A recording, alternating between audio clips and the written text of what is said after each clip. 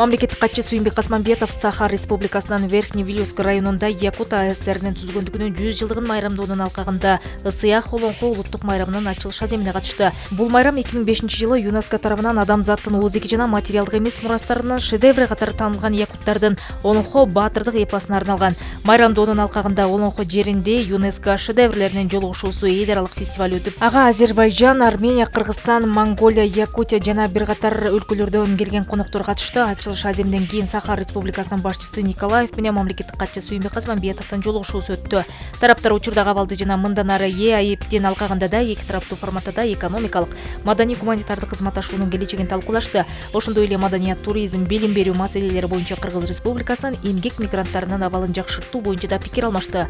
Көрүнүктүү мамлекеттик жана коомдук ишмер Максим Амасовдун Якутиянын жана Кыргызстандын өнүгүшүндөгү маанилүү ролуна өзгөчө көңүл бурулду. Сүйүнбек Касманбетов Айсен Николаевди юбилейлик иш-чаранын ийгиликтүү уюштурулушу менен куттуктап, актуалдуу маселелерди жеке талкуудоого мүмкүндүк болгондугу үчүн ыраазычылык билдирди жана Айсен Николаевди ага ыңгайлуу убакта Кыргызстанга келип кетүүгө чакырды.